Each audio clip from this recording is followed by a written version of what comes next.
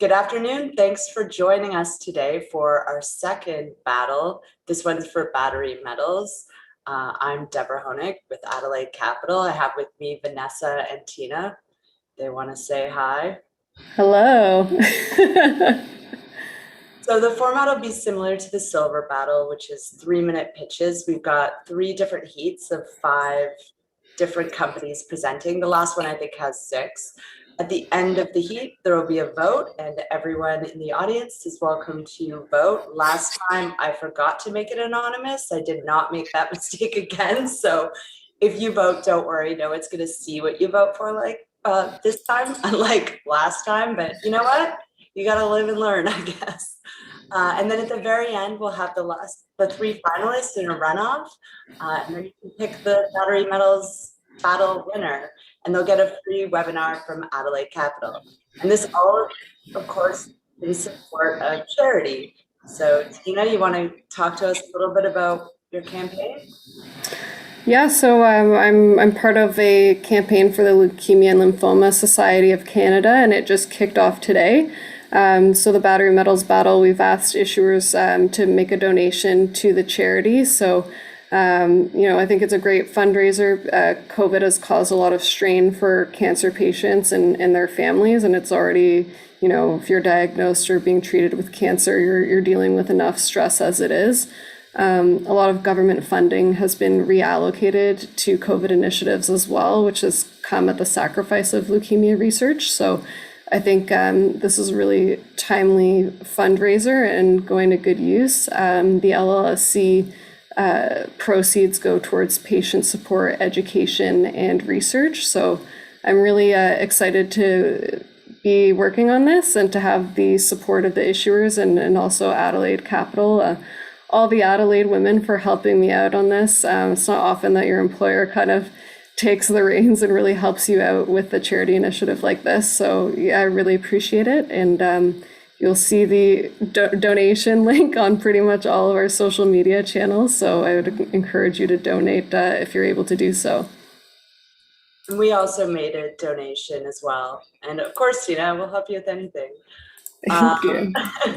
And we have our first victim already here, and it's somebody that we know really well.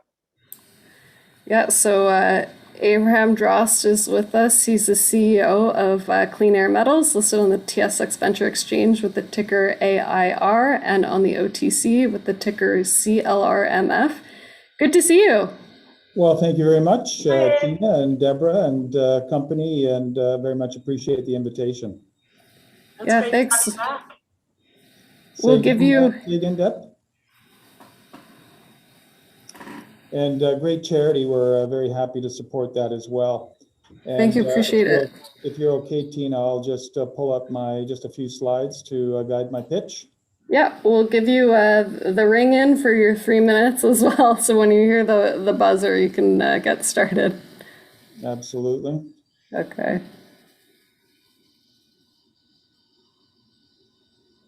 Ready? I'm ready. Okay. There you go.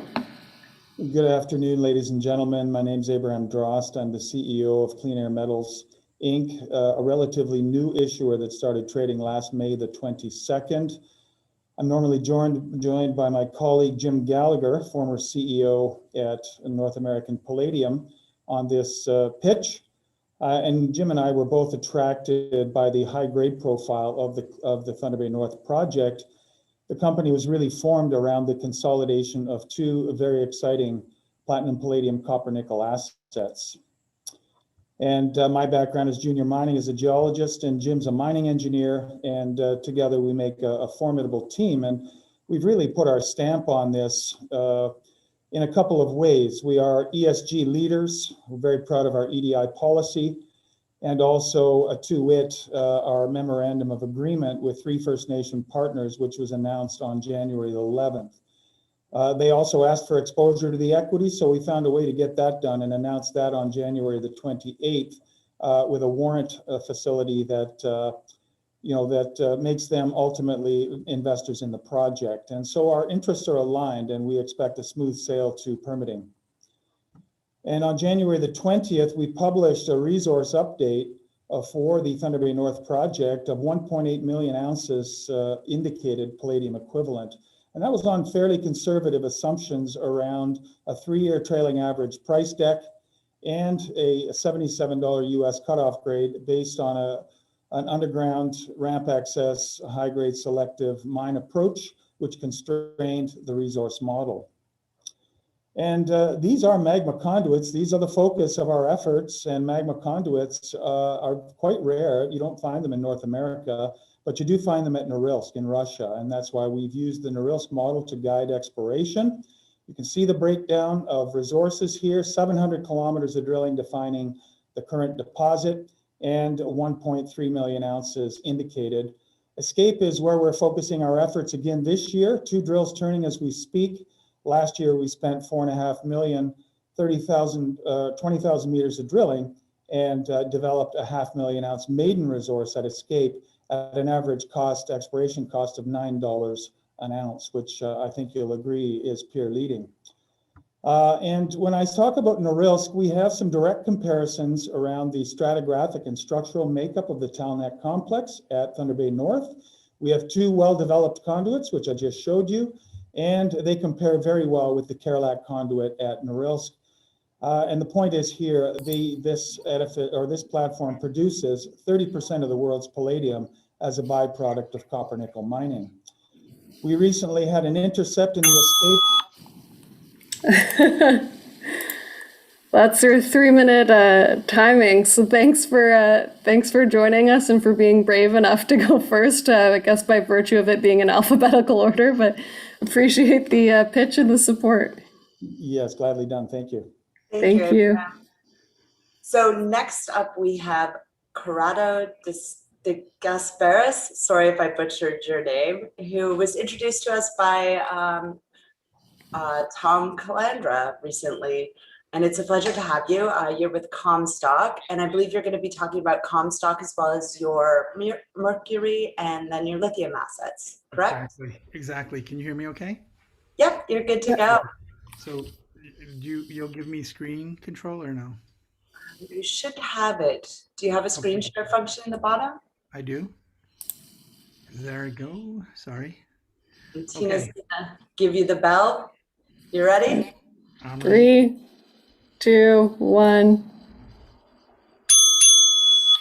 Hello, everyone. My name is Corrado De Gasparis, and we're absolutely thrilled to be here for the charity and for such a good cause. The company is Comstock. Our tagline is the greener pace of metals. And what you're here today is that we're one of the most genuine, established, climate smart mining operations in the precious and strategic metal space.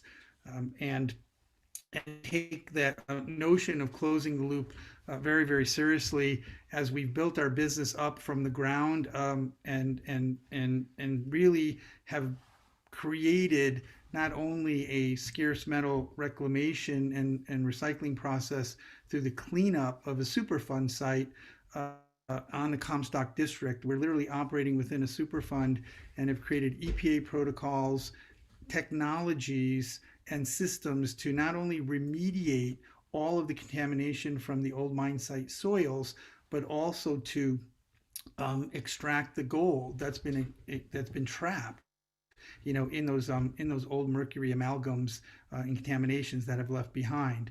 We're also, as mentioned, commercializing breakthrough lithium recycling technology, where we'll take the spent EV fuel cells, iPhone fuel cells, computer fuel cells, and we will recycle them all, not to minerals, but to actually pure, 99% pure cathode materials.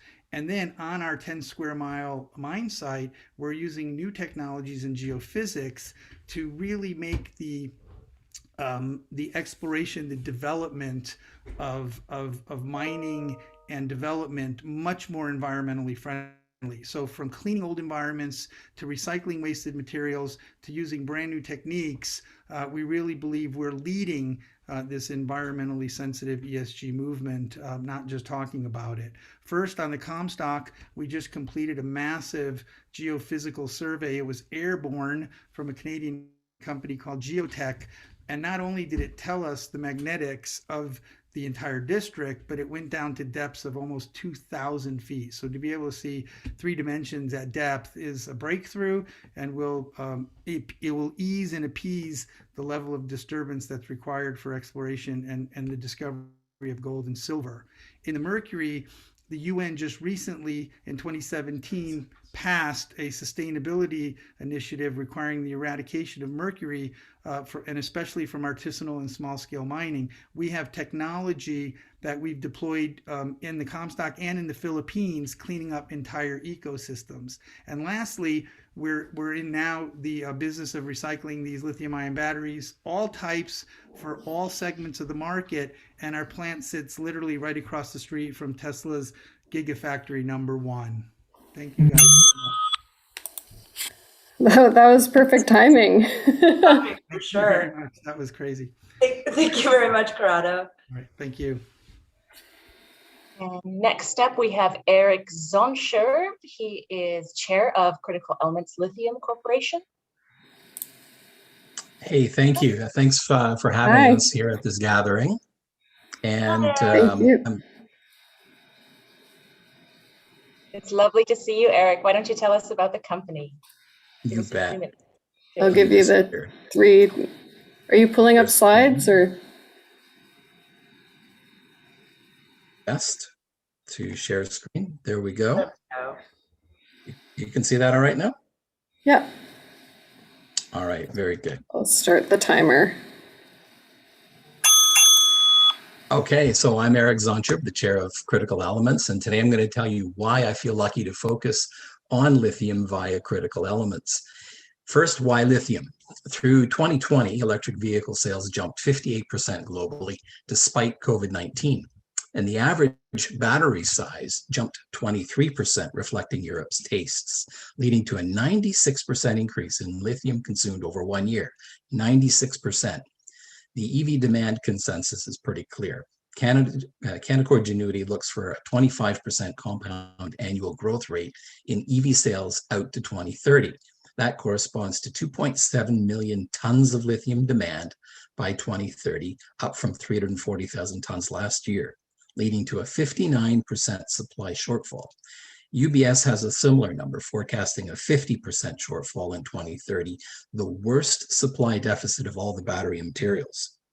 Average lithium equity valuations are up almost 1,400% since the COVID crash last year, outperforming all other battery material equity means.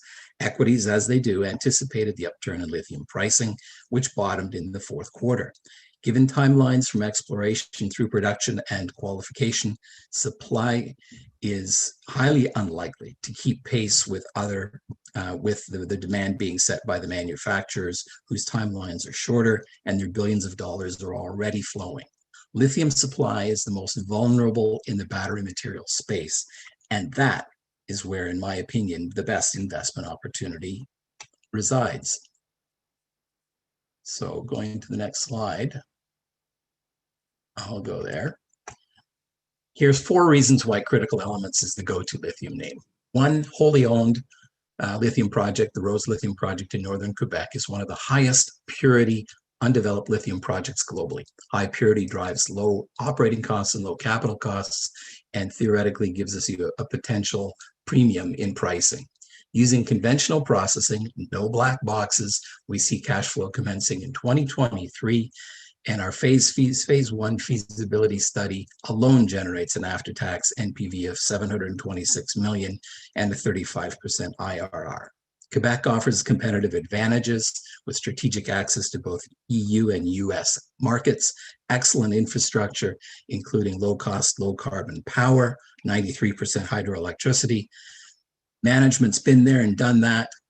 It includes the team that built Rockwood Lithium, which was sold to Albemarle for $6.2 billion US in 2015. Look for 3 potential catalysts near term, including full permitting, technical studies for phase 2, and exploration results from a 700 square kilometer land portfolio. Bottom line, we want to be a large, responsible supplier. Come along for the ride. That was great. Thanks, Eric. Appreciate the pitch. I love the first slide.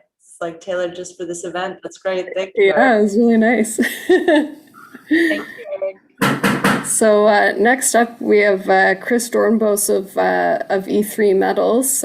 Chris, are you there? I see his on mute right now. Hi, long time no see. How are you? Very good, very good. Happy to be here and happy to be supporting this this great cause. Yeah, thanks so much for being here. Do you have any slides, or should I just give you a quick countdown? I'm ready when you guys are. Okay, 3, 2, 1, go. Excellent. My name is Chris Dornbos. I'm the CEO of E3 Metals Corp. Here to talk to you today about lithium in Alberta. I really like this picture. This really emphasizes what we're all about here. We're building a project purely in the development phases now, looking for commercialization in 2024 to 2025. Building a project transitioning Alberta's oil fields. So when you produce oil, you produce a lot of water.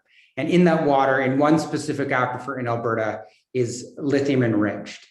And if you look at this process and you look at this process facility and you look at what's around it, this is what we're going to be doing. Very small footprint, grid roads in the middle of farmers' fields, well-developed social license, well-developed permitting regime to put a lithium project in your production that looks very similar to oil and gas. And there is some irony to that because in the aquifer that we're chasing lithium was where ExxonMobil discovered oil in 1947 and started the oil rush in Alberta and will soon be the transition for Alberta's economy. So how we're going to do that, we've been developing for the past 4 years a lithium extraction technology under the DLE side of things, or direct lithium extraction, effectively a water softener. What we do is we flow the brine through a series of pellets. The lithium molecules in the brine hit these pellets, the lithium sticks to them. By the time the water reaches the bottom of the tank, no more lithium in it. We put it right back in the aquifer, closed loop system, no tailings, no open pit mines, no solar ponds. Every so often we have to backwash off the lithium from this material, and that creates a concentrate solution. That's the money. That has all the lithium in it at extremely high grade with very few impurities. And if you're going to try to make high value product, if you're going to sell into the battery market for your lithium, it needs to be 99.5% pure, extremely high grade. And that's what this technology achieves. The benefit to how this project produces just inherently to DLE is that it uses 3% of the land use because it's all closed loop systems without tailings or evaporation ponds. We don't generate tailings, we don't use fresh water. That's just inherent to the project. What we're engineering on top of that is zero carbon. So the goal for the company is to develop a project that produces no carbon emissions. Happens in 2 ways. One, wind power, that's intermittent. So we'll have a gas generation on the back end. We'll sequester the CO2 from that exhaust gas and put it back into our waste stream, which we're already putting in the aquifer. And this technology was developed here in Alberta and is already commercial. So high level on the company, we just put out a PEA, $1.1 billion US NPV, 820 million after tax, very low operating costs, $3,656 per ton on the bottom end of the cost curve for lithium projects producing battery quality lithium hydroxide. Thank you very much, guys. Thanks, Chris. That was great. Wow, 3 minutes goes quick. Yeah, bit of a whirlwind, right? Yeah. Awesome. So next up, we have one of two royalty companies that are presenting today, which is Electric Royalties. And I saw him a second ago, but Brendan, you're Can you see me? Am I here? Yurek, CEO. Nice to meet you. Yes, you guys as well. Thank you very much for having me on. Do you have a screen share or are you just talking? Honestly, this will be about the 50th pitch I made this week, so I'm just gonna just go off the cuff if that's all right with you guys. You're all warmed up. Let's hear it. All right, I'll give you the quick countdown. 3, 2, 1. Sure. So we're Electric Royalties. We're the only royalty company out there focused on the entire suite of metals really required for the drive to clean energy, decarbonizing the global economy. Whether it be via energy storage, batteries, electric vehicles, or renewable energy. This is really mandated and funded now by government at this point in time. With Biden coming out, Clean Energy 2035, $2 trillion infrastructure program, you're seeing the same kind of thing in Canada, China, and across the world. It's really the first time in human history where you've seen a new set of demands like this hit so many different metals all at once. And a lot of these metals right now today are, pretty tiny markets. When you look at the supply side of this situation, they're very thin, and we have a first mover advantage. We've already got royalties on 2/3 of the only manganese district in North America that's actually developing a project to supply manganese to the end users in North America as I said, domestic source supply. So, that's only one project really, or one district in all of North America. And that's what you kind of see across all these different metals, globally. So, you have to remember that we're really replacing oil and gas here over the next 30 years. And, for every dollar that's gone into oil and gas over the last, decade, you've seen maybe like half a penny go into the battery metal space. So it's not crazy that you see this really thin supply pipeline. And, when you look at it, you got a 15-year average development timeline. So if you tell me you need copper today, I go poke a hole down, I find copper. It'll take me 15 years to actually get you that copper. So we see really 2 decades runway here of opportunity. The way that we're playing this is really using the royalty business model. Obviously the best business model we've come up to date with in mining. Lots of advantages. This past year we've had about 20 million raised and invested in our projects. It cost us nothing. There's no holding cost to royalties. We register the royalties against the property. So even if the operator actually goes bankrupt, the next guy that comes along is still going to have to pay that. We have diversification across assets and commodities, right?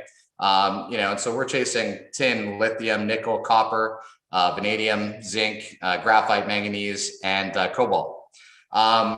We've already got 12 royalties closed. Of those, we've got a number that are really advanced stage, including Sayona Lithium, the OTA Lithium project operated by Sayona Lithium. These guys are about 12 to 18 months out from cash flow. They just got a strategic investment from Piedmont Lithium, and they're in the middle of acquiring the Canada Lithium mine right next door. And so basically, you're gonna have to blend the ore from the OTA project, and that's 12 to 18 months out. We've got Northern Graphite's Bissett Creek project. We've got a royalty on that. That's basically shovel ready, ready to go, permitted, everything. 10 hours transport from the largest gigafactory under construction in the US, and really just waiting an offtake contract. Oh, shoot, that was quick. I was like halfway through. It does go quick, but thank you very much. Thank you. So now we've got our first poll launching. It's set up as a poll, but it's a vote. So I'm going to launch that right now. You have 2 minutes to vote. Tina, are you going to time it? Oh gosh, yeah, I guess. And while people are voting, I think that you wanted to talk a little bit about an upcoming event that we have. Yeah, so next Wednesday, starting at 12:30, we're hosting a SaaS conference. Victoria, one of our colleagues, is the brains behind that one, but I think we have a really interesting lineup. Mathieu Martin at Rivemont Investments will be doing a keynote, and he's been invested in a number of the companies that are participating. We have HealthSpace, Vital Hub, Tantalus, Boardwalk Tech, Media Valet. I know I'm missing one. Wish Fund, that's it. So great lineup. I think we like the recurring revenue model, and a lot of them are playing into some of the thematics that we're seeing with patient flow monitoring, this whole shift to virtual, as we can attest to right now. And I'm sure we'll be doing demos of some of the products in the near term too. So I think it should be a good event. I think a couple that we could actually use at Adelaide. Yeah, I agree. So I've still got the polls going. We've got about 40 seconds left. It is pretty close between electric royalties and Comstock. So I've got 20% of the votes still to come in. We only have 30 seconds left. And I think that we're allowed to vote on this one, aren't we? I was trying to vote, but I don't know if it's letting me. Yeah, it's been an interesting time for battery metals. I know the lithium prices have gone pretty crazy, so obviously that's a great space to be in. But I think investing in any of these commodities really, copper's got certainly industrial uses. We're seeing a lot of shifts from BHP moved its headquarters to Toronto because they're seeing increased opportunity for nickel assets in Canada. So really good time to be looking at some of these battery metal names right now. Agreed. And we've got the results from our first heat. So the winner of the first pitch battle contest is Corrado from Comstock Mining. So he'll go on to the finale. And thank you everyone else for participating. I'm going to share the results there. And while I'm sharing that, who do we have up next, Tina? Up next is EV Nickel. Sean, who I met over the phone last week. Is he? Yeah, so Sean's on the board of the Rogue spinout, which is currently private. So hi, Sean, how are you? Hi there, great. How are you doing? I'm good, thanks. Yeah, tell us a little bit about the spinout. What are you going to do with that nickel asset? Yeah, so I am here representing EV Nickel, which is probably the newest, seeing as it doesn't even been born yet, the newest investment opportunity to jump into nickel in Ontario. So what it is EV Nickel has bought from my company, Rogue Resources, an existing nickel project just south of Timmins called Langmuir. So Langmuir comes with a few very important things. One is it has an historic resource on at 1%. We have 15 million pounds on the ground at 1% nickel. In addition, it's on an enormous land package. It's 9,200 hectares, which really hasn't been explored much at all. The history here is that the company, my company, before I came in, discovered the asset in 2007 on their land. Drilled it, got their initial resource done, and then frankly ran out of money in the last nickel market. So really, it's been sitting there dormant on the books of a small junior that no one's paying much attention to, and we are spinning it out into a private company and currently doing an investment round at a very, very deep discount, and then planning to bring it public in a couple months after that. My company Rogue will continue to own a portion of it. But we are right now, we had intended to close the financing prior to this event, but we are going to be a private company for the next couple months and then go public from there. So again, what we have is 15 million pounds in the ground and an enormous exploration package. A couple obvious comparables would be also in the Timmins camp, Class 1 nickel, which has a resource just under double our size, same grade.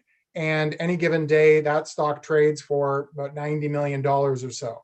So we are coming out of the gate with a very low valuation. We have about 3 times as much land, if not more, to explore than Class 1 has. In addition, the other one in the Timmins camp is much lower grade. That's Canada Nickel. And their grade of their resource, about 0.26, ours is 1%. And we have almost double the land mass that they do. So we're a very interesting exploration play with a huge land package and a great place to mine. And I think that nickel, being one of these key metals the EV companies are after, needs to come from a place where people actually want to produce. So when I talk to the EV companies, they love Canada, they want the cleanest metal, and I think that's the nickel that we deliver from EV Nickel, which I hope will be public in a couple months. That's great. Well, finished a couple seconds ahead of time. Thanks for the pitch. Thank you, Sean. You're welcome. So next up, we have Martin Turan, who's the CEO of Xpx Nickel. Hey there, how are you? I'm good, Tina. Thanks for having me on. Appreciate it.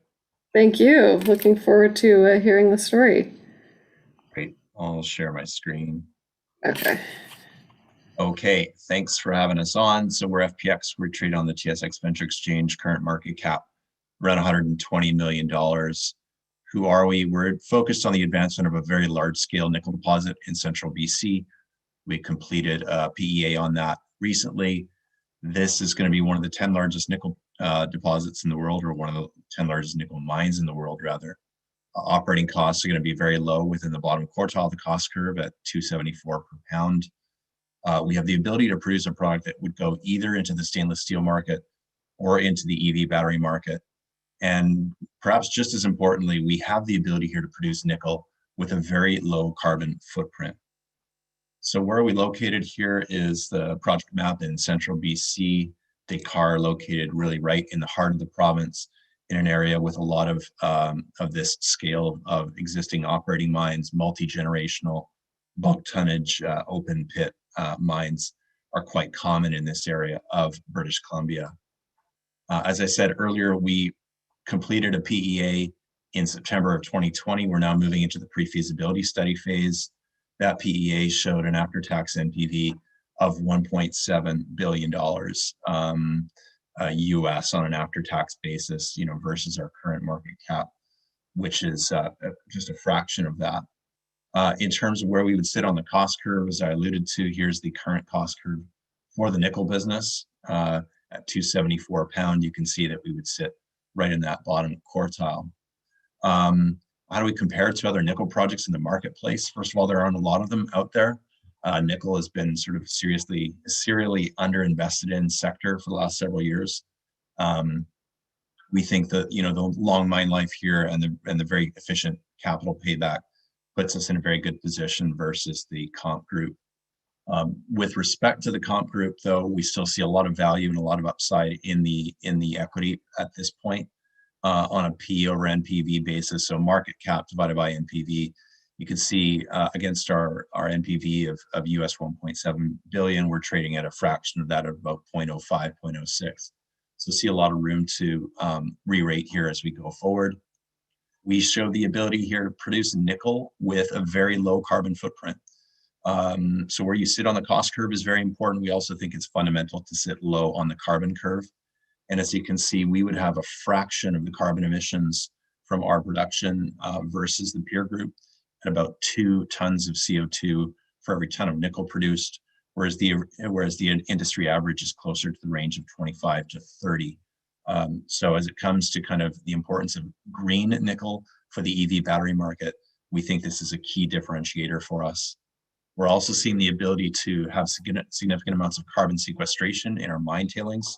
So we've been leading on this point and foresee the opportunity going forward here to advance on this. So thanks, appreciate your time. Thank you. Next up, we have Mark Jarvis, CEO of Gigametals. And hello, Mark.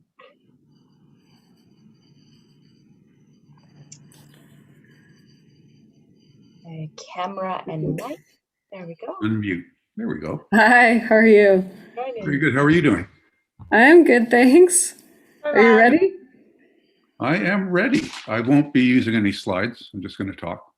Okay, I'll give you the 2-second countdown then. 3, 2, 1. I'm Mark Jarvis. I'm CEO of Gigametals. We've got a very large nickel and sulfides deposit in northern British Columbia. We recently completed a PEA that modeled production of 33,000 tons per year of nickel and for 37 years. And the deposit's open. So the economics are marginal at current nickel prices, as are most of the other large undeveloped deposits of the world. But it's been estimated, depending who you talk to, that you need 40 to 70 new mines to be developed of a similar size, call it 35,000 tons a year by 2040, just for the battery market. That's going to be challenging. And it's even more challenging if you start to consider ethical sourcing of nickel. Most of the competition that we face as a future supply of nickel are HPAL deposits, many of them in the Coral Triangle in the Pacific. And what they do with these deposits is they strip mine tropical rainforests. They extract the nickel from the clayey soils with high pressure, high temperature acid leach, HPAL. And in many cases, they dump the tailings into the ocean. And in many cases, the source of power for these projects is coal burning. So the carbon intensity for these laterite deposits range between 25 tons of CO2 equivalent per ton of nickel up to 80 And in our PEA, we estimated that we'll be under 2.3 tons of CO2 equivalent per ton of nickel. And if we used an electric fleet, which doesn't exist yet in the size that we're talking about, but we think the market's going there, that would reduce us to under a ton of CO2 per ton of nickel. And then we're doing the same research that Xpx Nickel is doing into sequestration of CO2 in our silicate tailings. And in fact, we've got a batch being tested right now by Dr. Dipple and his students at UBC. So there's a possibility that we could get to carbon neutral. And we think that people that buy electric vehicles, certainly in Europe and North America, are going to want to know that the materials have been ethically sourced, and that will increase the value of deposits such as ours. So I think I'm about done. Thank you very much. Right on time. Well, thanks for doing that presentation. Next up, we have Mitchell Smith. Mitchell Smith, who's the CEO of Global Energy Metals. I know he came prepared, so looking forward to hearing your pitch. How are you? Hi, Mitchell. Oh, you're still muted. Oh, sorry. Hi, thanks very much for having me on. Thank you. Thanks for your support. Doesn't look like my screen is sharing, so I'll just go without that. But Do you want to try again? Sure. Let me just try one. Sometimes if the other screen's up, you don't have the option. Someone else is gotcha. there. So you should now. I liked your Tesla background there at the Gigafactory. And just yeah, you know what? It keeps freezing on my end, so it doesn't really need it anyway, so I'm okay with this. Okay, I'll give you. Let me know when to start, and I'm good to go. I'll buzz you in. Perfect. There you go. So I'm Mitchell Smith, CEO of Global Energy Metals. Global's core focus is to meet the demand of a greener future by accelerating supply exposure to battery metals and the battery metal supply chain. It's founded by a team that spent more than a decade advocating for a greener future. We're a team that recognizes that we're in the midst of a radical transition in how we power our cars and heat our homes and generate, store energy. And it's this transition, or this e-movement, that's translating into an increase in global demand for raw materials and resources at unprecedented levels. To be part of this solution and respond to that electrification movement, Global's taken a consolidate, partner, and invest approach, and in doing so have assembled and are advancing a portfolio of really strategically significant investments in the battery metal resources. As many of you can probably appreciate, this doesn't come without challenges, and until recently, the global resource sector, including battery metals, has really been starved for capital, and juniors in the green and battery metal space still face these high financing hurdles. But this really creates an opportunity, and what we're calling the global energy metals opportunity. So we're building upon existing project stakes, we're deploying fresh capital, and we're leveraging our very tight share structure to make accretive acquisitions and further develop a portfolio of high quality, high upside investments. And some may say that this strategy or this model isn't unique. However, it is proven, and it's proven by our own team, by our board and our seasoned strategic advisors. It's really this team's ability to identify and action and capitalize on opportunities, and given years of experience in the space, utilize this experience to make calculated investments within that battery supply chain. As demonstrated with our current copper, nickel, and cobalt projects in Canada, Australia, Norway, and the United States, we're investing in, exploring, and developing prospective scalable assets in established mining and processing jurisdictions that are in close proximity to end-use markets. And this really fits into the whole localization and regional supply chain effort that's being put across within Europe and North America. We're targeting projects with low logistics and processing risks so that they can be put into production and enter the supply chain in this cycle. We're also collaborating with industry peers like Electric Royalties to strengthen our exposure to these critical commodities. So thank you very much. Thank you. Hoping when COVID is over, we'll be able to do a due diligence trip to Norway. Yes, I think that would be good. Next up, we have Jamie Levy with Generation Mining. Where'd you go, Jamie? Hey, how are you?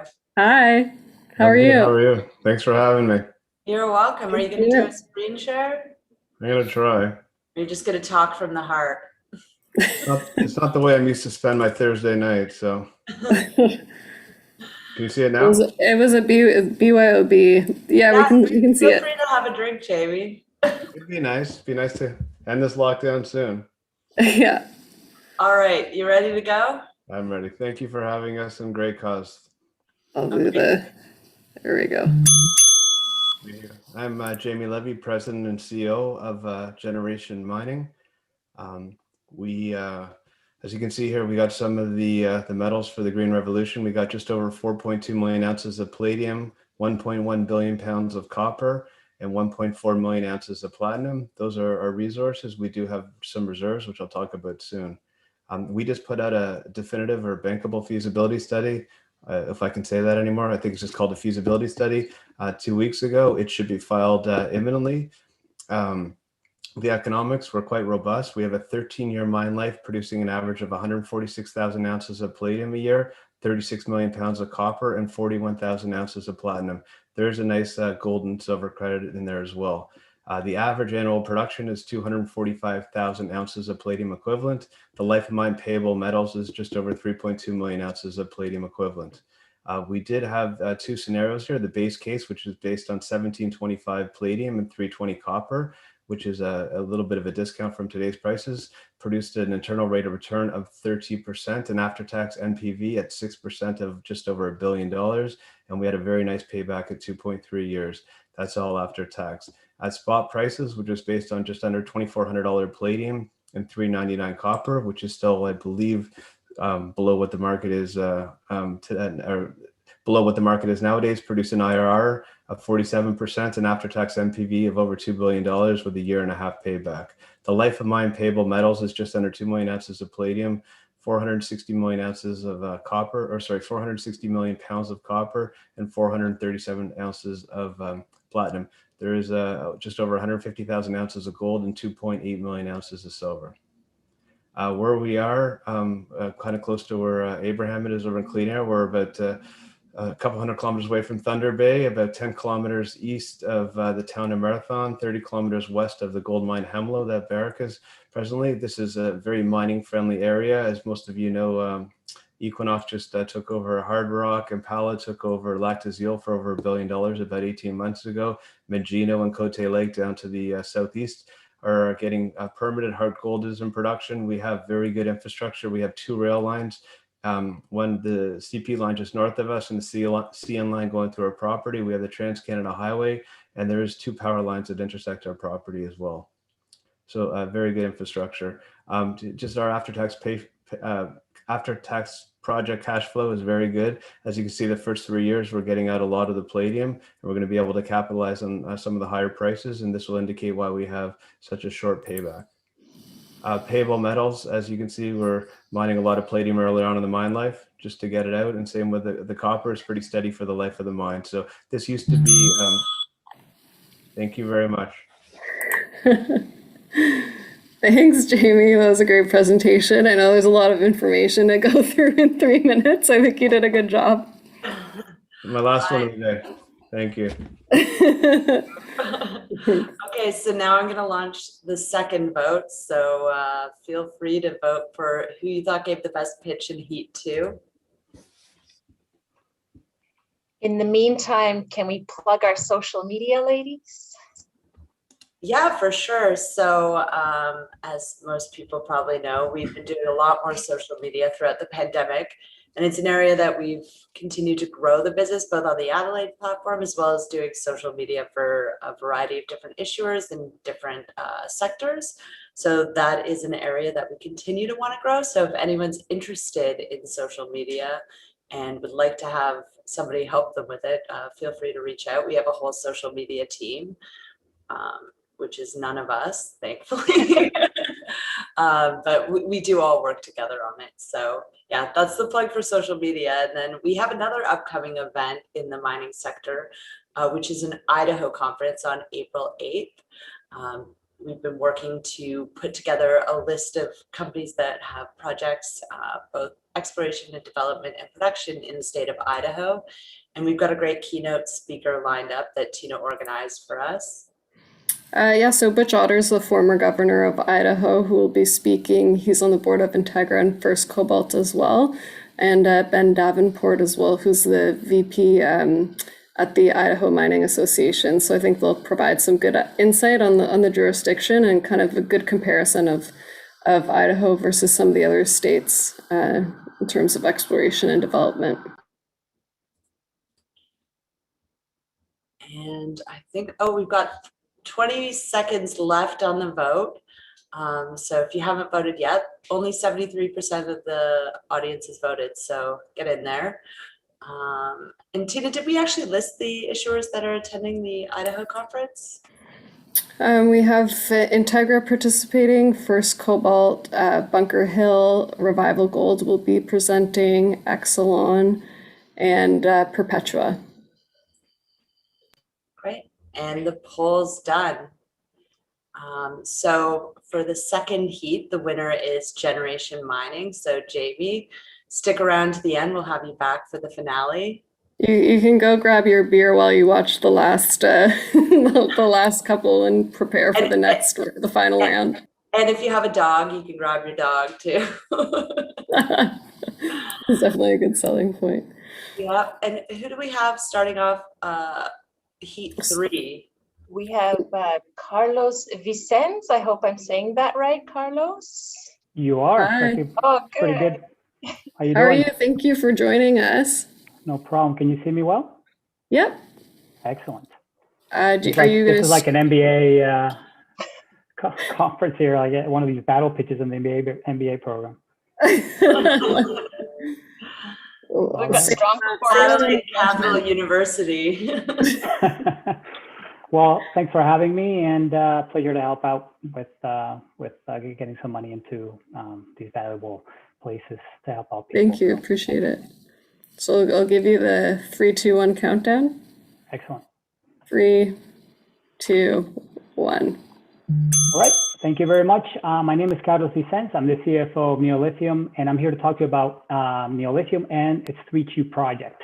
So when a lot of people ask me what's the best investment, I tell them there's 3 things you need to look at: the market, 1, the project and the results, and also the corporate structure and who's behind the team. So in terms of the backdrop from our project, if you look at the lithium market's growing 3 to 4 times over the next 5 years, from a roughly 300,000 tons to over 1 million tons, and over 10 times over the next decade to over 2 million tons. And that's, we look at EV and energy storage, they're not applications, they're growing exponentially and they're not losing any steam. There's going to be a structural deficit in lithium by year 2023. And the current price today has gone up over the last 6 months, over 50%, with a all-time high of $25,000 per ton back in 2017. So when you look at our project, I always tell you have to look at 3 things in lithium brines, and I call it 3 legs of the stool. 1 is the grade, and we have the highest grade in Argentina and the 3rd highest grade in the world. The second would be impurities. We have the lowest combine of critical impurities of any known salar. And the 3rd leg of the stool is what's the size of your project? We are the 5th largest in terms of resource and 4th largest in terms of reserves worldwide, with over 7 million tons of lithium carbonate equivalent. We also have a proven processing, which has been in the region and operating for over 20 years. We have a fully functional lab, pilot scale pond and pilot scale plant. And we're already producing in our pilot plants, battery grade lithium carbonate with 99.8%, which is already well above a lithium, the battery grade level. Now, in terms of results and why we consider ourselves best in class, For stage one, which only using a third of our resource, we posted a PFS of US 1.2 billion and a very high 50% IRR. I don't think there's any other project out there in the mining space that has such a high IRR. And the reason for this is because we have high grade, which lowers our CapEx, and we have low impurities, which lowers our OpEx. And we're both at the very low end of the cost quartile on both sides. Now, in terms of the team and the corporate structure, we announced back in December of 2020 the entrance of CATL. CATL, if nobody knows who they are the largest battery producer in the world. They own 8% of the company. They've put in so far almost $12 million Canadian into our company. And our technical team is all in Argentina. They're local. We have a couple people from Chile, but it's a regional team working right at site. Our team built Lithium Americas and founded Lithium Americas, and now Lithium Americas is a project that's currently in production. Well, it's currently in construction and will be in production very soon. We have 60 million of cash in the bank, and we have a pretty good institutional ownership. Thank you very much. Thank you. That was great. All right, Carlos. No problem. Next up, we have Anthony Mileski, who I hope looks as good as dapper as he does in that photo. T-shirt, Anthony, come on, man. Oh, you got your Diet Coke though, so that's something. I know it's gonna come as a shock that I have a beer. How are you? I'm great. Just hiding out in the countryside of England. Oh, nice. Have you gotten your vaccination yet? No, I think maybe in the next 2 to 3 weeks. Awesome. Well, let me know which one you get. So Anthony's chairman of Nickel 28. So you're going to walk us through the pitch. Do you have a screen to share, or are you just going to talk? You know, I'm just going to talk. Yeah, I'm good. So. All right. All right. You can start when you hear the bell ring. All right. So I was kind of thinking about the best way to compare and contrast the story here today in this forum. And I was thinking about all the great projects that will present and have presented, and trying to think about some differentiating factors with our project. And I realized that, you know, almost every single project that's presented is years away from production, or maybe even decades away from production.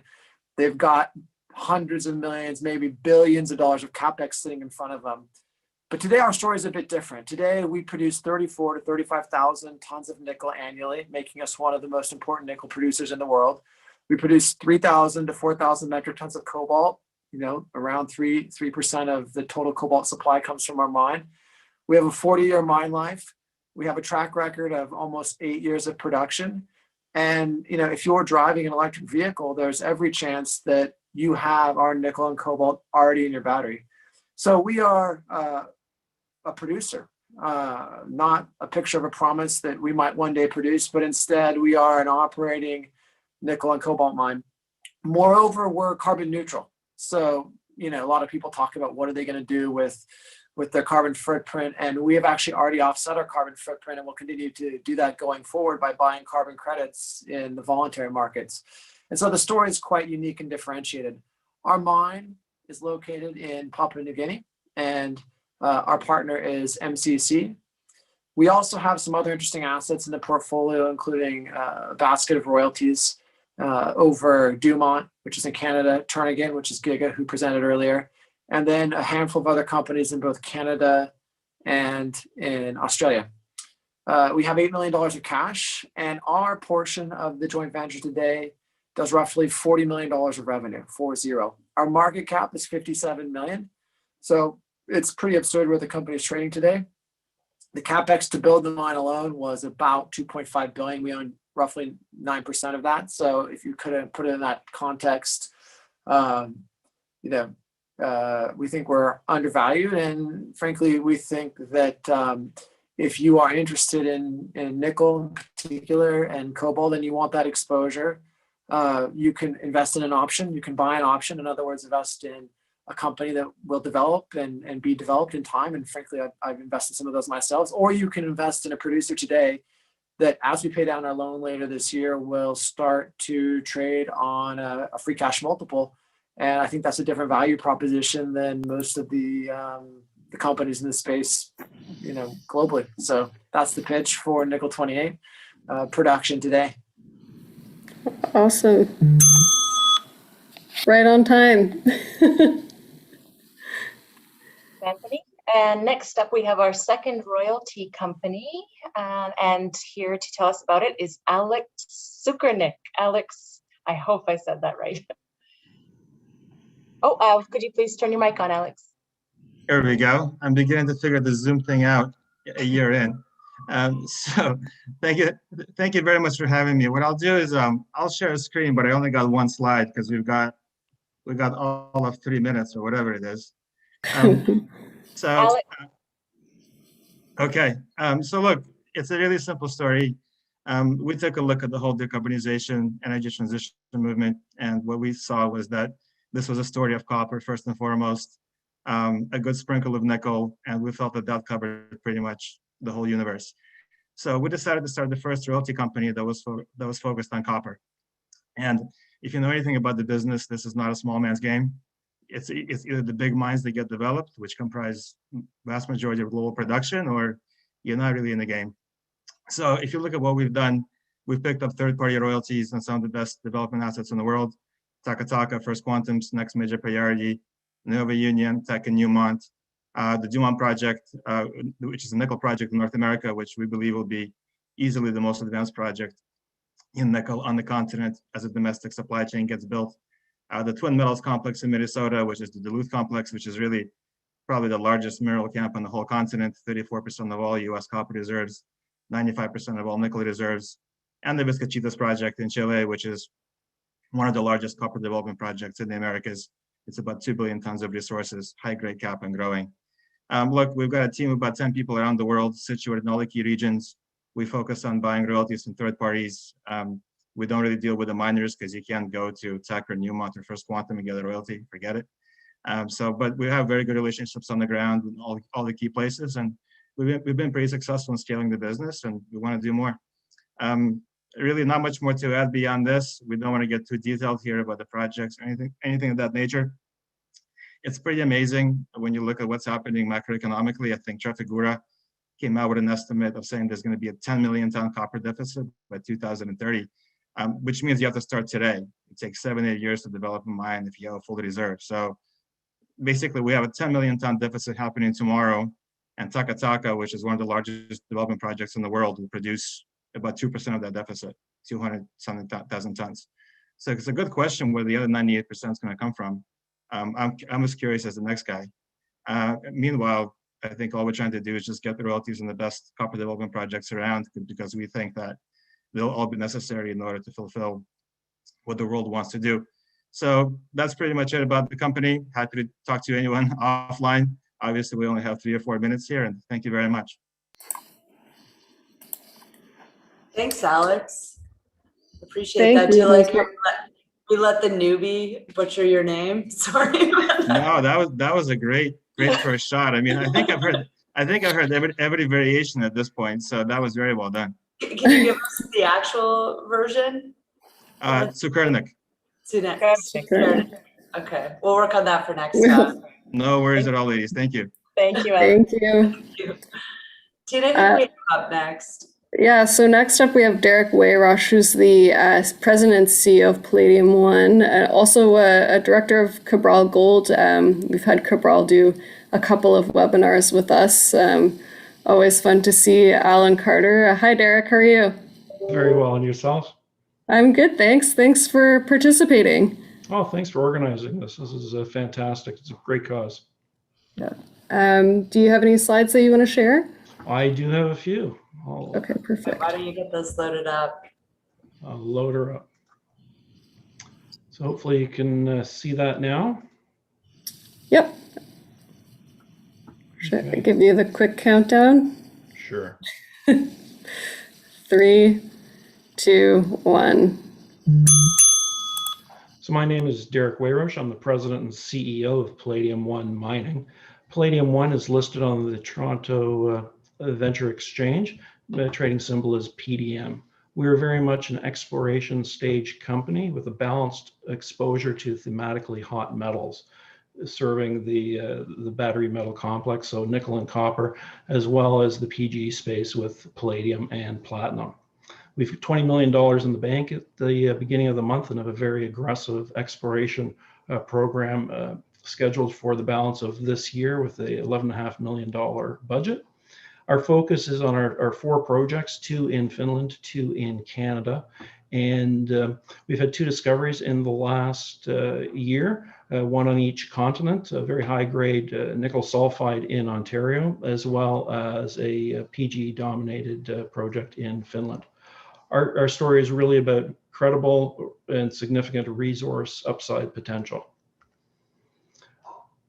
We've got our active program for this year is really drilling. 27,000 meters in total are currently budgeted, 23,000 meters in Finland, as well as lots of geophysics on both sides of the border. We currently are drilling both in Finland and in Canada. What's really caught the market's attention over the last couple months is our Taiko project in Ontario, where we had a very high grade nickel discovery, up to 10% nickel, basically at surface over 4 meters. And just to put that into context for people, that's the equivalent, if you're thinking about gold, about 24 to 28 grams per ton at surface. As you can see on the section here, our intercepts start as low as about 23 meters. The project itself is about 55 kilometers northeast of Marathon project. It's 200 kilometers, square kilometers in size. We own 100% of it, and we're fully funded and actively drilling, as I said, right now. You can see here some of the images of some really nice core with some big pentlandite eyes. That's got us very excited, and we are in the process of trying to chase this discovery down to depth. We currently have a mineralized strike length of about 270 meters. Our project in Finland, the key and the focus is our discovery last year in the Kukua South Zone. We have defined a strike length of a mineralized strike length of approximately 4 kilometers. We have multiple intercepts ranging around 2 grams per ton palladium equivalent, so palladium, platinum, nickel, copper, gold, over widths of 20 to 60 meters. And we're actively infilling that in order to get to a resource definition in 100 meter grid spacing. But as you can see in the 2 blue boxes here, there you go. Thank you very much, Derek. Thank you. Thank you. Up next, we have one of the last 2 companies to present, both are lithium. So we have Standard Lithium, Robert Black. And I was going through your presentation earlier. My friend Anthony Alvaro is on your board. Anthony, yes. Anthony was one of our founders. He's always fun to say hi. I'll make sure to do that. Can you guys hear me okay? We can, yeah. Do you have a presentation you want to I do. upload? Let me just get that ready as well, so I don't waste any of my time struggling here. That's the whole point of this, though. We want to watch people struggle through the Oh, yeah, no, exactly. So I want to get my face away and get the presentation up. So, yeah, no, whenever you're ready. Let's. Ready?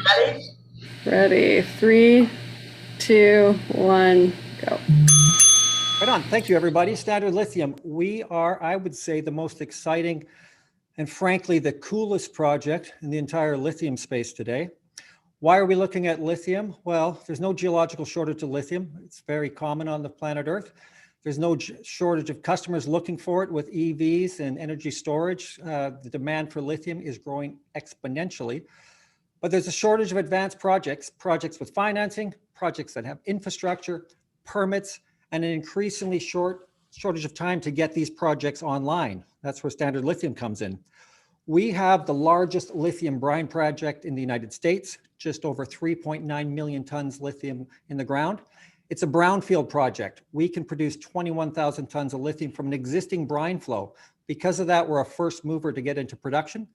We've developed a bolt-on extraction technology that plugs into North America's biggest brine processing industry in South Arkansas, where they've been producing bromine for the last 60 years. We're partnered with a global chemical major, Lanxess, at the project. They've committed to provide initial project finance, offtake, and they'll actually be the operators of the commercial plants. The technology we developed, and because of the location we are, it's an extremely environmentally friendly project, and in fact is the most positive ESG profile of any project in North America. Strong project economics, lowest quartile globally for production of lithium carbonate, and an extremely friendly place to do business, South Arkansas. As I said, global chemical company Lanxess, they were spun out of Bayer earlier this century, 60 chemical plants around the world, 14,000 employees globally. In South Arkansas, this is what it looks like when I say brownfield. 3 operating brine processing facilities processing 5 billion gallons of brine every year to produce bromine.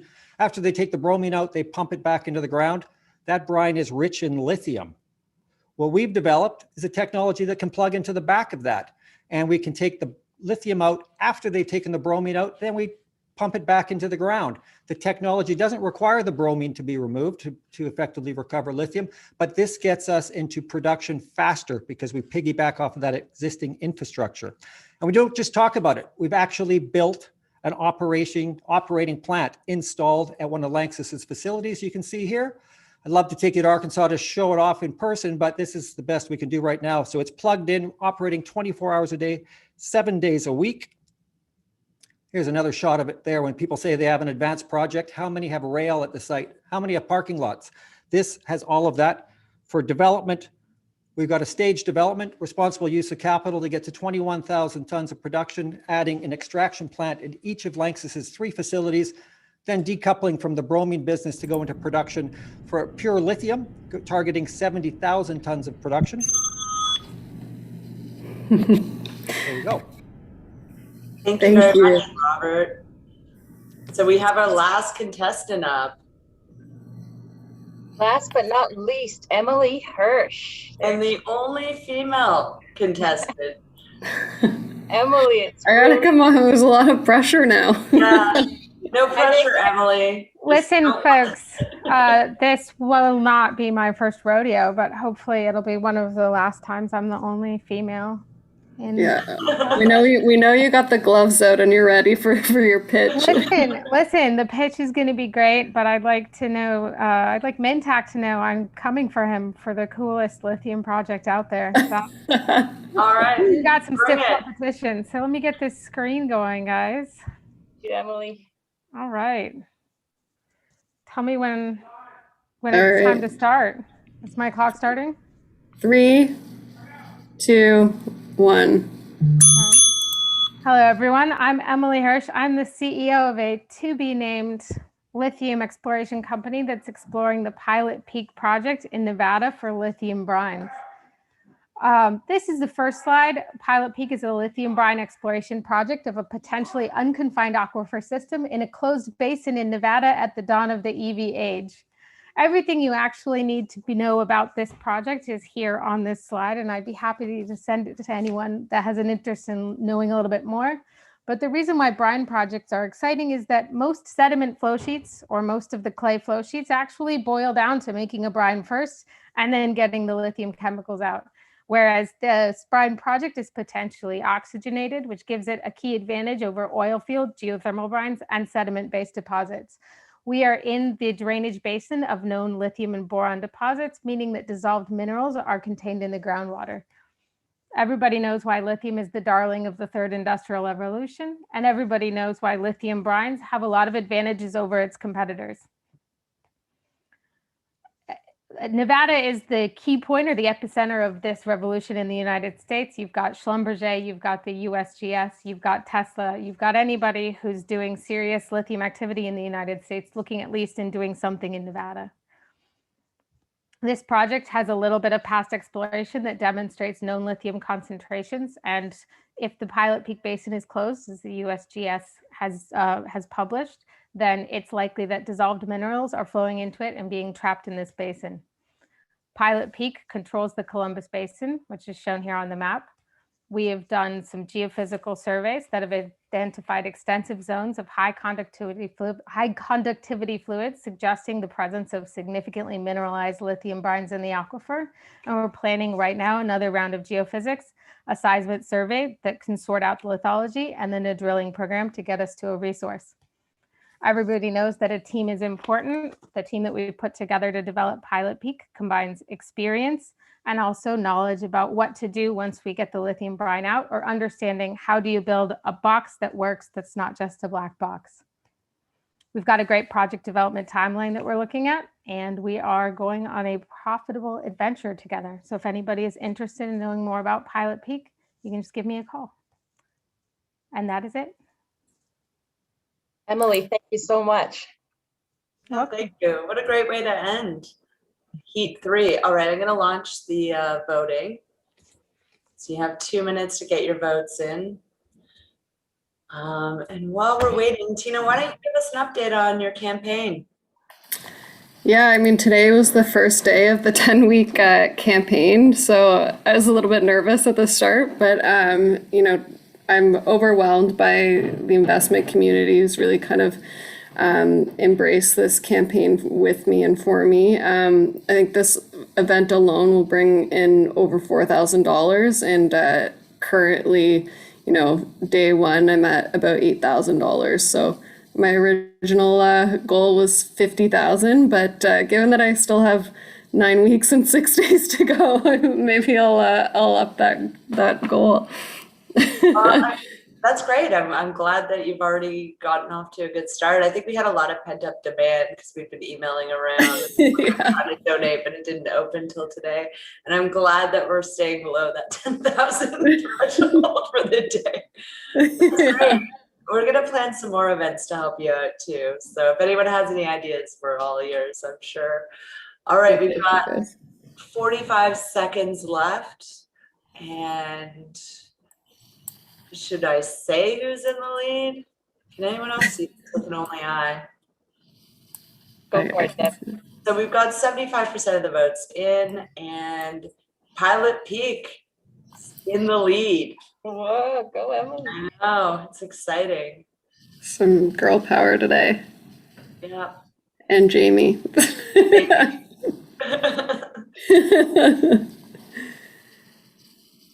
See if Jamie got a beer on the last while he was waiting for the other presenters. All right, let's give it 5 more seconds of the poll, and then I'll share the results. Then we've got our runoff. Close runnings with the other companies, though. Stiff competition today, everybody. Oh yeah. Great presentations, and what a great way to get an overview on the space too. All right, I'm going to end that there. So we do have a winner, Emily. Congratulations.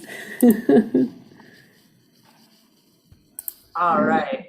Okay, so Tina, are we doing 3-minute pitches or value drivers? I think it'd be good to go over some of the value drivers. All right. So up first, we have Corrado. Welcome back. Thank you.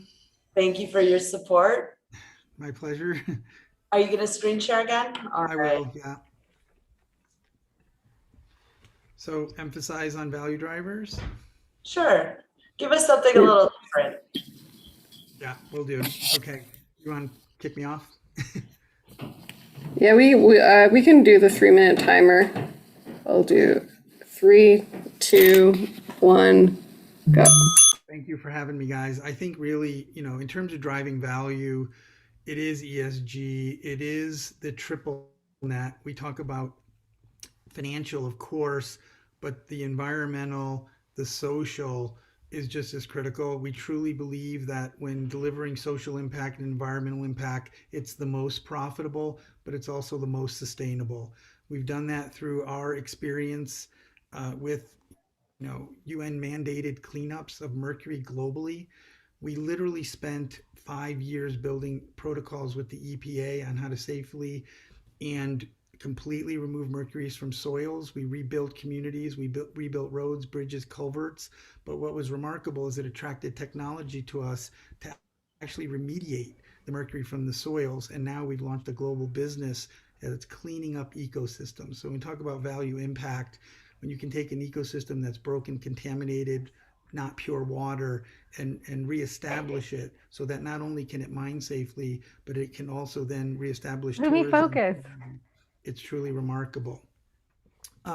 Then we've taken that platform, still here from the Comstock, and we've invested in the state-of-the-art battery technology, not only to renew the spent batteries, but to produce pure cathode materials to the industry to meet this massive EV demand. And lastly, we still are looking naturally for silver, for gold, but using advanced technologies to do that. So from our perspective, the company is it's public. It's listed on the New York Stock Exchange. Our symbol is LODE. We only have about 40 million shares outstanding and no complexity to the capital structure. So we believe in clean tech. We believe in clean balance sheets, and we're doing it. We've scanned the district using geophysics, which is going to save us about 80% of the drilling and disturbance that would normally occur in the communities. We've launched a global mercury business, and we've deployed systems not only here in the Comstock in a super fund, but in one of the largest gold-rich ecosystems in the Philippines, cleaning up a 24-kilometer river. And lastly, we didn't just move into the EV segment. We can produce all segments of pure cathodes very, very profitably with just one facility producing $250 million in profit. And it's situated literally right across the street from Tesla's Gigafactory. So I think value should be discussed in terms of dollars like we did. But if you're not making the right impacts intelligently, sustainably, then the values just won't continue. Thank you so much for listening to Comstock. Nice, under the bell too. Thank you. Thank you very much. Very stressful. Next did really well. Yeah, you did great. Next up, we have Jamie Levy from Generation Mining. I think I have to turn his camera on for him. Yeah, thank you. Welcome back. Thank you. Thanks for having me. Tina Ruining wants my to happy know hour. about a beer. Yeah, I was wondering if you went and got a beer in between the other presentations. I would not do that. Ease the stress a little bit. These are great meetings. A lot of companies I haven't heard of before, so it's nice to see. Oh, sorry, Jamie, that's my fault. I just turned your camera off. I meant to turn off Corrado's. It's like interference. My face might have broken the camera again. All right. I don't know where I left off, but the value proposition I have, I'm not too sure where the other two companies are, but I don't think they're in Canada. We're in Canada, just north of Toronto and Ontario. So just to go back, we do have a feasibility study out. As mentioned earlier, the numbers are pretty robust, or quite robust. Just the timeline. Unfortunately, I'm not in production like our friend Anthony is, but we're going to be in production hopefully by the end of 2023, commercial production in 2024. We do have a feasibility study that we press released a couple of weeks ago. The technical report should be filed by the end of this week, if not by the end of the month. We started our permitting process, or the EA process, in the fall. We're going to submit our documents for the actual to start hopefully by the end of this month as well. So we're hopeful that we'll have our EA by the middle of 2022. Within that time, we're going to start looking for mining finance, and we're going to begin detailed engineering very soon. Construction should hopefully begin in the third quarter of 2022. Again, and we hope to be in production by the end of 2023. Commercial production 2024. As someone mentioned before, I think it was Neo, who I'm a shareholder, and I think a very good company. We're very cheap as well. We're trading less than 20% of our NPV. A lot of our peer groups to the left here, again, this chart, it might be outdated because the market's been hit pretty hard lately, but so have we. But our average for our group is about 0.9 an NAV, and we're trading still at 20% of our NAV. So we hope that we're going to get re-rated when we keep marketing our feasibility study. The only peer that we know that has a feasibility study out in the palladium space is Platinum Group Metals, and they're trading at 6 times or 0.6 the NAV. Sorry about that.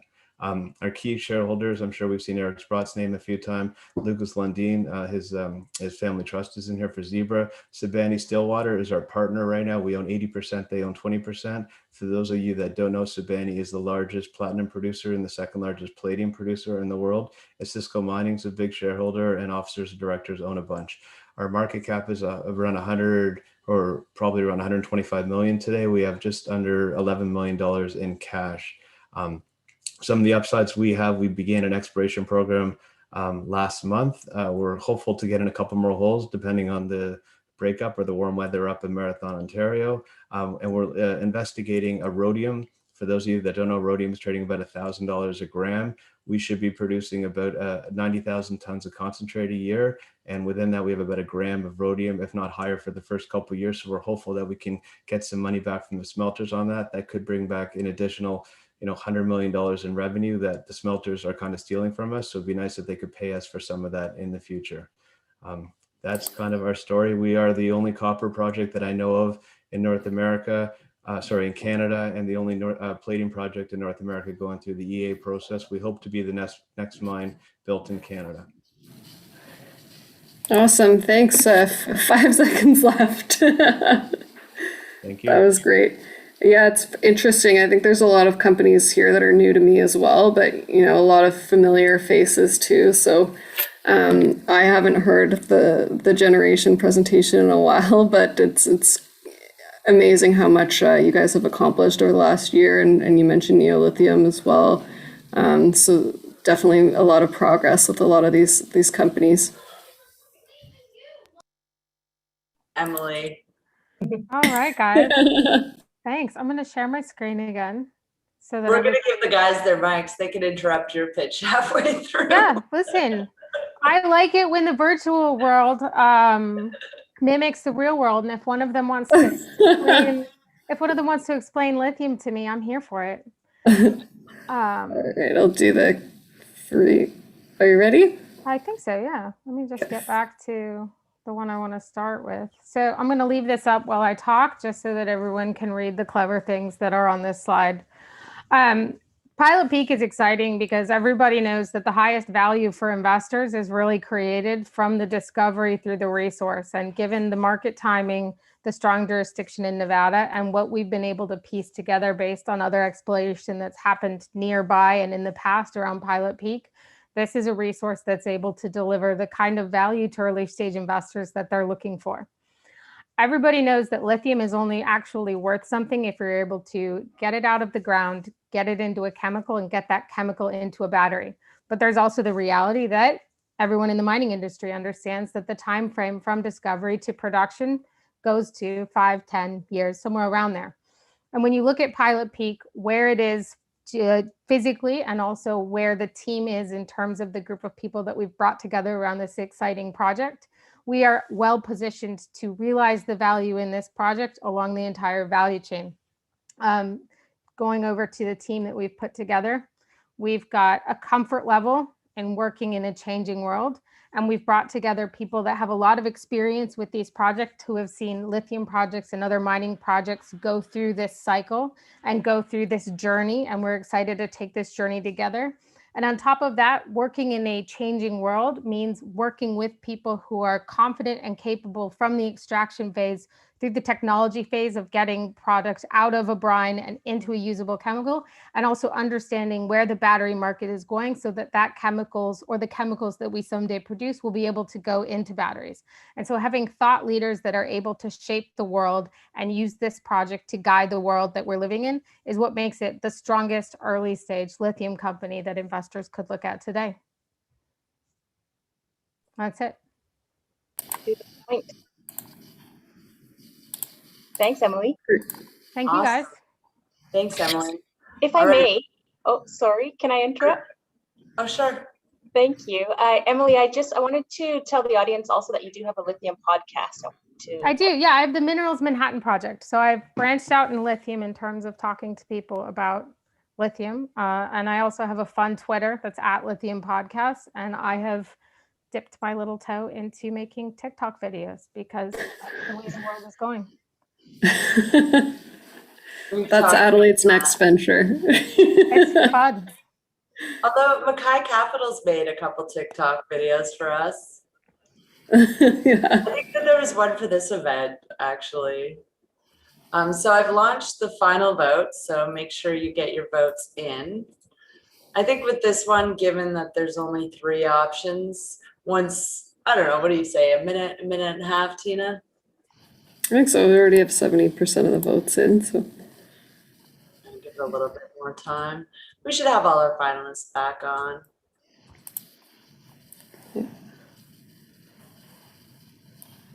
Returning the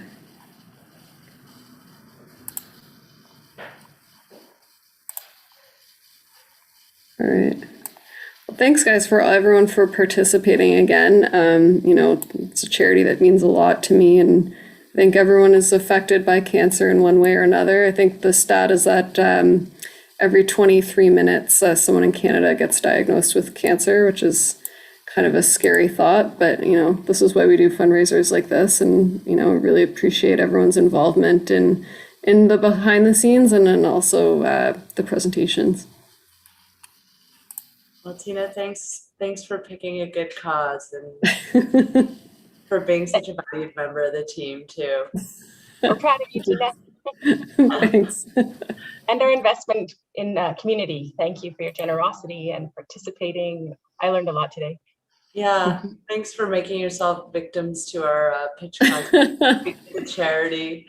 All right, we're coming up just past 2 minutes, so I'm going to end the poll there. And it was really close throughout the whole day, but we do have a winner, and it's Corrado. Oh my God. So congratulations. We should have had a virtual tiara for you. Next time, for sure. All right. So, yeah, you've done the 3-minute pitch, so I guess you've won the webinar for 60 minutes. I don't know if that makes it easier or harder. We'll do the 3 minute 20 times. Yeah. Thanks to everyone for participating. It's been fun. And yeah, Corrado, give us your victory speech. I'm shocked. That's my speech. Amazing, and your companies are even more amazing. So I look forward to it. I learned a lot today, by the way, not just about cancer, but about all these different teams and people. So outstanding. Just great event. Well, thanks for participating. Thanks, Emily and Jamie and everyone else that presented. We appreciate you being part of the bigger Adelaide Capital family, and look forward to seeing you all in real life, hopefully this fall at the conferences. Tina's gonna be sad to give up her YouTube stardom, but I don't know. Well, it sounds like I'll be starting a TikTok soon, so join Emily. Emily and I met on a dance floor, Listen. and I can attest to your abilities there, lady. Girl, awesome. I mean, why do anything if you're not having at least a kind of good time, right? Exactly. Well, hopefully we can all share a drink at some point this fall. We could have like a victory table. Winner circle. Exactly. Actually, we've been talking about maybe doing a final pitch battle at the end of the year with all the winners of the pitch battles from different sectors, different commodities, which could be cool. But anyway, thanks everyone for participating. Really appreciate it. Thanks for supporting us and Tina's charity. And yeah, have a great evening. Thank you guys. Thank you. Have a good night. Bye.